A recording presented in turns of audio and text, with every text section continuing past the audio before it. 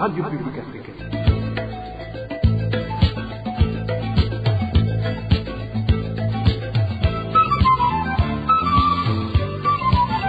Radio Publique Africaine.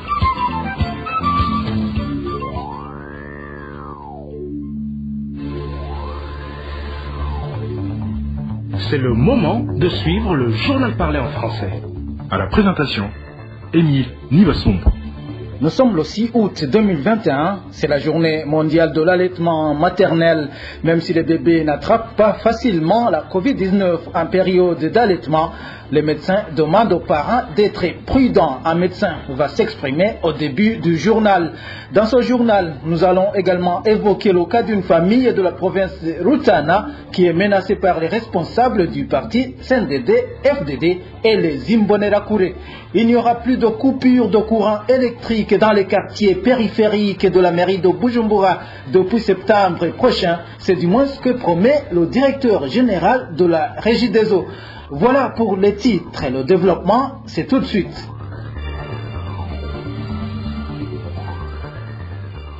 Parlons santé pour commencer. La pandémie de la Covid-19 sévit au nord du pays il y a longtemps et décime la population.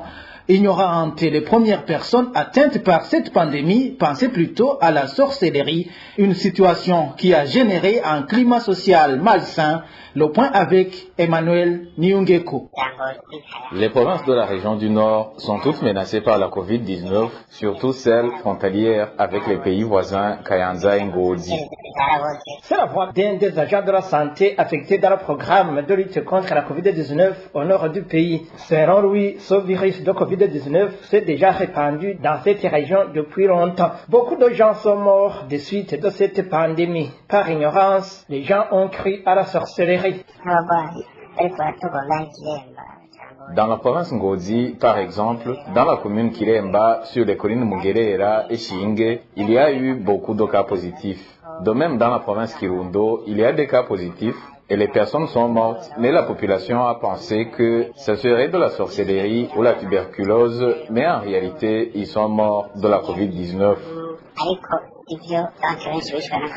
Le cas illustratif donné est celui d'un homme d'un âge avancé qui a perdu ses 3 enfants à cause de la Covid-19. Il y a un vieil homme de la commune Kiremba qui a déjà perdu sa femme et son fils est mort dernièrement testé positif à la Covid-19. Mais avant le dépistage de son fils, il pensait lui aussi que les siens sont en train d'être tués par la sorcellerie. Nos sources affirment que les chiffres donnés par le gouvernement sur la Covid-19 ne reflètent pas la réalité de la situation qui prévaut dans la région nord. Le ministère de Santé est au courant de l'ampleur de la Covid-19 dans la région, mais ne donne pas les chiffres réels. Ils font tout pour les camoufler. Le rapport du ministère de la Santé sorti ce vendredi montre que 157 personnes ont été testées positives au coronavirus dans le dépistage fait ce jeudi. Jusqu'à présent, 10 personnes ont été tuées par la Covid-19, selon toujours le dit ministère. À propos justement de la Covid-19, les études qui ont été faites par les experts de la santé montrent qu'un bébé en période d'allaitement n'attrape pas facilement la Covid-19, indique un médecin qui a voulu garder l'anonymat pour des raisons de sécurité. À l'occasion de la journée mondiale de l'allaitement maternel ce vendredi, ce médecin affirme qu'un nourrisson possède une immunité produite par les vaccins qu'il a reçus depuis sa naissance. Malgré cet avantage, le médecin conseille aux femmes allaitantes de respecter sans cesse les mesures barrières relatives à l'hygiène avant d'allaiter leur bébé. barabandanya bakabonsa bose akagerageza gukora amasuku. Une femme atteinte de la Covid-19, elle doit continuer à allaiter son nourrisson, mais tout en respectant les mesures barrières contre la pandémie. Elle doit également veiller à la propriété de son sein, porter un masque et laver les mains chaque fois qu'elle veut passer à l'allaitement. Il est déconseillé de couper l'allaitement car les études qui ont été faites par les experts de la santé montrent qu'un bébé en période d'allaitement n'attrape pas facilement la Covid-19. Il y a un relationship entre les vaccins contre Covid-19 et ceux qu'on donne à l'enfant. Mais par contre, il faut éviter de donner le bébé aux autres personnes du voisinage car il peut les contaminer. Le bébé peut transmettre la COVID-19 de sa maman vers les autres membres de la famille.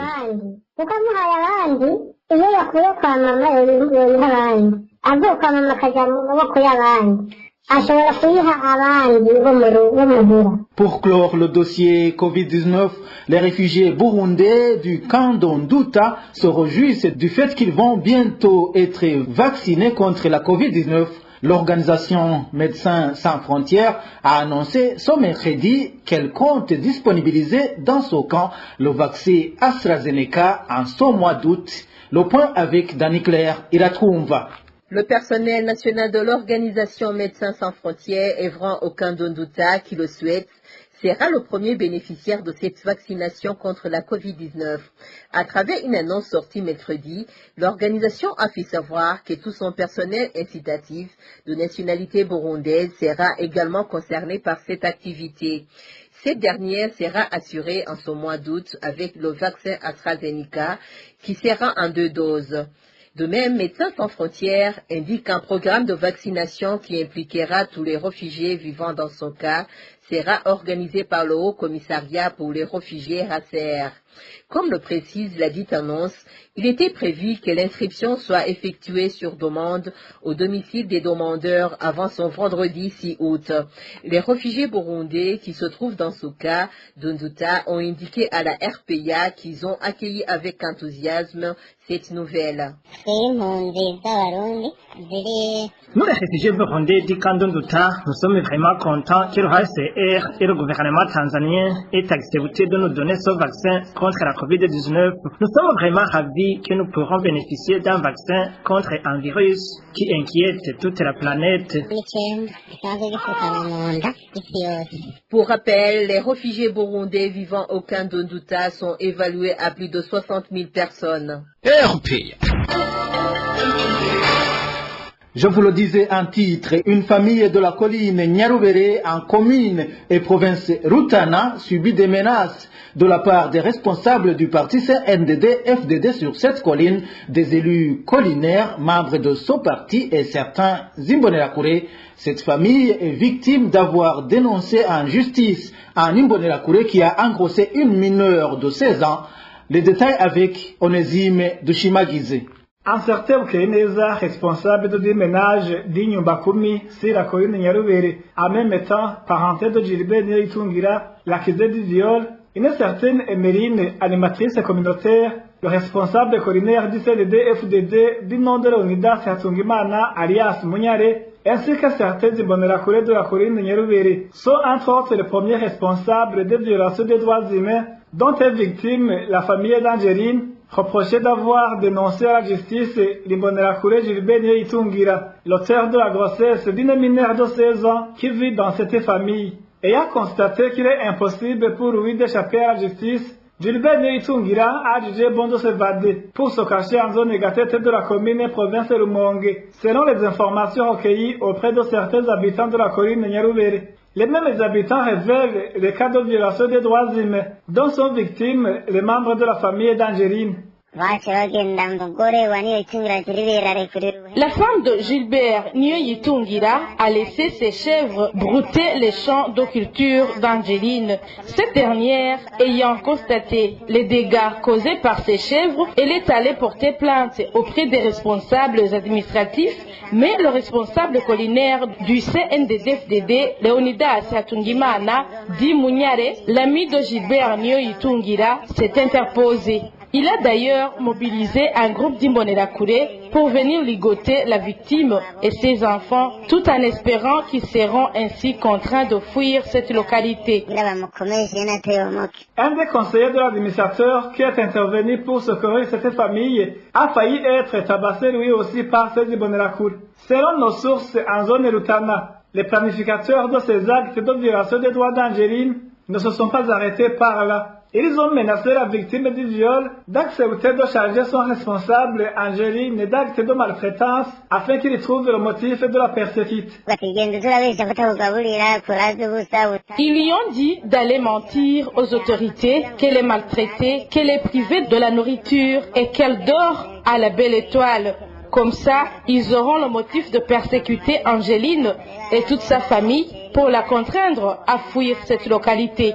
Et par conséquent, Gilbert Nyoyitungira sortira de sa cachette et il acceptera de prendre en charge la jeune fille qu'il a engrossée. Le jour où Angeline et les siens ont subi de torture, il a demandé au bourreau pourquoi ils sont persécutés. Et ces derniers l'ont accusé de leur proférer des insultes et ils l'ont obligé de payer des caisses de bière sous forme d'amende. Le jour de paiement de cette amende, le responsable du CNDF-FDD sur la colline Nyaruvere, Leonidas Satungimana, dit Mounyare, avait mobilisé les habitants pour venir assister comment cette famille allait être corrigée. Heureusement que ce jour-là, l'administrateur de la commune Rutana était intervenu pour secourir les victimes. Les habitants de la colline Nyaruvere demandent à la justice et aux responsables administratifs, notamment l'administrateur de la commune Rutana, de rétablir la famille d'Angeline dans ses droits et de punir les auteurs de violations des droits humains conformément à la loi. À ce propos, la rédaction de la RPA a essayé de joindre Eric Naimera, administrateur de la commune Rutana, sans parvenir. Au nord du pays, il y a résurgence du phénomène des enfants de la rue dans la ville d'Ongozi. La situation se présente ainsi après plus de 4 mois de réintégration de ces enfants dans leurs familles respectives. Actuellement, ces enfants en arrivent à dérober les passants de leurs biens. Le point avec Eloge Kwizera. Le soir, ces enfants circulent beaucoup dans les rues des alentours du marché d'Ongozi, à côté de la société d'assurance Sokabu, près des écoles Ngozi et Ngozide, dans les rues du quartier Boulengo et près du stade de Muremera. La journée, ces enfants passent leur temps dans des salles de cinéma au quartier Shikiro, l'endroit appelé Kouferme et au quartier Kigarama. Ces enfants volent les passants, précisent nos sources. Ici à Ngozi, il y a un problème. Ces enfants de la rue font beaucoup de dégâts. Ils consomment des drogues et commettent des vols la nuit. Ils consomment des drogues et commettent des vols la nuit. Ils volent dans les maisons. Parmi ces enfants, il y a ceux qui ont plus de 15 ans. Au début du mois de mars, l'administration et la police Ngozi ont essayé de réintégrer dans les familles plus de 50 enfants de Rari. À moins d'une année, ils ont tenté cette réintégration à 2 reprises, mais ils sont revenus petit à petit dans Rari. L'administration a essayé de réintégrer ces enfants dans leur famille, mais peu de jours après, ils sont revenus dans les rues de la ville. Pour le moment, les enfants de la rue sont nombreux dans la ville d'Ongozi. Nous avons essayé de joindre Joseph Marté Bouchoumi, administrateur de la commune Ngozi, mais il n'a pas décroché. Parlons pêche à présent. L'interdiction aux pêcheurs d'utiliser les filets importés qu'ils se procurent sur le marché intérieur du Burundi démontre le manque de surveillance des importations imputables à l'État. Les pêcheurs trouvent paradoxal le fait qu'ils en subissent les conséquences au moment où les vendeurs de ces filets ne sont pas inquiétés. Les détails avec Elvis Nyomungere. Depuis mercredi, les autorités étatiques ont amorcé une campagne d'empêcher aux pêcheurs d'utiliser les filets à leur disposition. Selon les informations que nous détenons de ces pêcheurs, on leur a signifié que ces filets ne remplissent pas les normes. Une explication qui étonne ces pêcheurs dans la mesure où ils achètent ces filets sur les marchés internet agréés. Témoigne l'un de ces pêcheurs. Les filets que nous utilisons proviennent de l'extérieur du pays et je sais qu'aucune marchandise ne peut franchir la frontière sans payer d'impôts à l'OBR. Et si ces matériels nous parviennent en tant que citoyens, nous les utilisons comme tels dans la pêche. Mais paradoxalement, on nous accuse d'utiliser des filets qui ne remplissent pas les normes. Autre indignation chez ces pêcheurs réside sur le fait qu'ils aspirent les conséquences, alors que non seulement ces filets entrent au pays légalement, mais aussi ceux qui les commercialisent ne sont jamais inquiétés. Pourquoi donc ces marchandises entrent dans le pays et ils acceptent qu'ils paient l'OBR alors qu'ils ne remplissent pas les normes. Nous, en tant que pêcheurs, nous demandons que les autorités s'impliquent dans le retrait de ces filets sur le marché et nous apporter par la suite les filets qui remplissent les règles de fabrication afin que notre pêche marche bien. Ainsi donc, ces pêcheurs demandent aux autorités compétentes de faire de tout leur possible pour résoudre au plus vite cette question car ces pêcheurs ont des familles à nourrir et se préparent aussi pour envoyer les enfants à l'école. Dans un instant, nous allons parler de la carence de l'eau potable dans certains quartiers de la mairie de Bujumbura. Manque criant d'eau potable au quartier Kamesa 2 de la zone Musaga en mairie de Bujumbura, une situation qui perdure. Les habitants de ce quartier puisent actuellement dans la rivière Kanyosha. Ils craignent à cet effet d'attraper les maladies des mains sales. Ils demandent à la régie des eaux de leur venir en aide. Les détails avec Francine Mahoro. Ces habitants du quartier Kamesa indiquent qu'ils peuvent passer 4 ou 5 jours sans qu'aucune goutte ne coule des robinets. Pour en avoir, ils l'achètent et à un prix élevé pour la plupart. La question de l'eau ici à Kamesa est très compliquée. Imaginez, on est servi qu'au maximum durant 1 heure. Ça fait longtemps qu'on a ce problème de l'eau. Pour s'en procurer, nous devons nous rendre au quartier Kinanira. L'achat du bidon de 20 litres varie entre 150 et 250 francs burundais. C'est vraiment dommage. Par manque de moyens suffisants d'acheter toute la quantité d'eau dont ils ont besoin, il faut recours à l'eau de la rivière.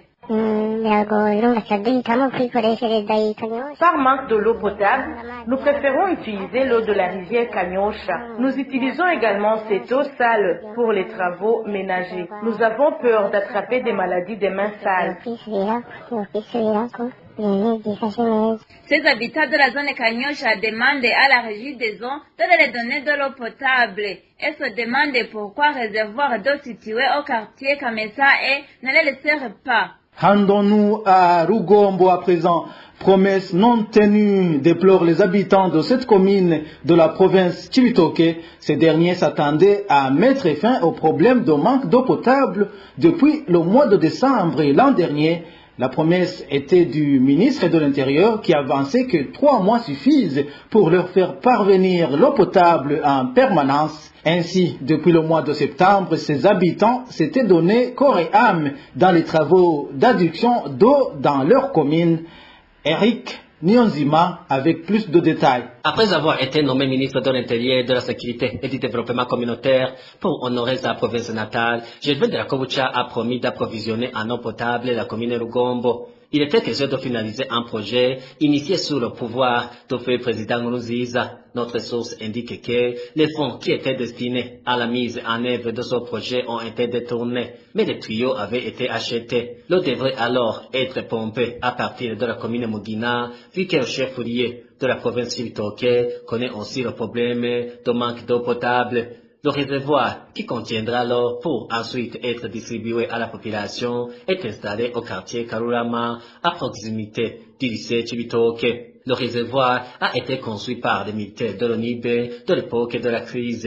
Depuis le mois de septembre l'an dernier, chaque jeudi, le ministre Gervais de la Kobucha a sensibilisé les habitants de venir contribuer à creuser l'endroit où seront installés les gros tuyaux qui distribueront l'eau dans le réservoir de Karurama. Chaque jeudi, aucun citoyen n'était autorisé à vaguer à ses occupations, sauf les travaux de creuser les endroits où vont être placés ces tuyaux. Les employés de la régie des eaux étaient quant à eux chargés de placer les tuyaux dans ces canards. Ces habitants, faut savoir qu'ils ont effectué ces travaux avec zèle, du fait que le ministre de la Kobucha s'était rendu durant des jours sur terrain pour aider les habitants à accomplir ces travaux. Les autres qui ont suivi, ils disent que le gouverneur de Chibitoke et l'administrateur de la commune de Rugombo étaient toujours présents sur terrain.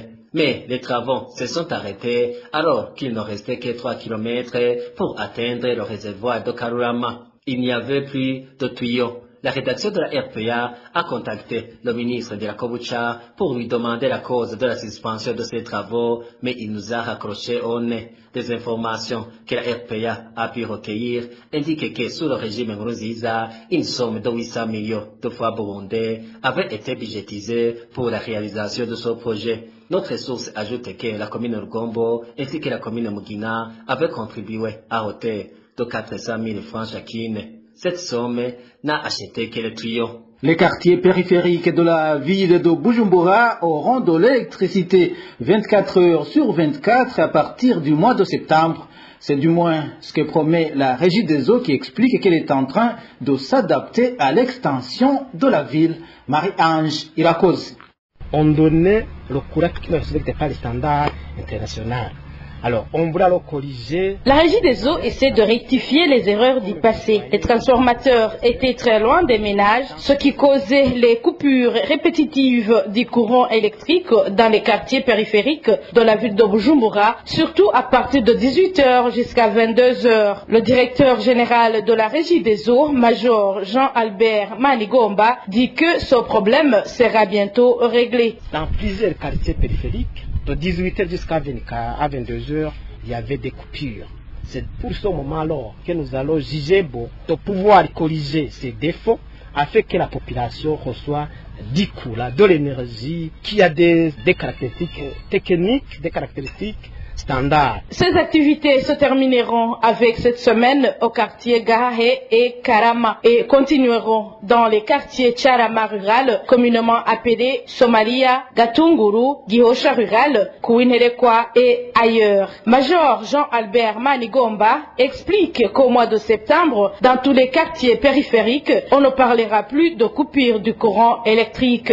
C'est notre objectif principal et nous devrons alors arriver à ce stade pour que toute la population reçoive du courant stable en quantité convenable, en quantité suffisante. Je pense d'ici le mois de septembre, nous verrons terminer tout ce travail. Le directeur général de la Régie des eaux s'est exprimé lors de la descente qu'il a effectuée ce mercredi dans différentes localités où la Régie des eaux est en train de mener ses activités. Pour clore ce journal, certains habitants des communes Rugazi et Mutambu réclament leurs indemnités, des indemnités relatives aux canaux de distribution d'eau potable de la Régie des eaux qui ont été installés dans leur propriété foncière depuis plus de 3 ans.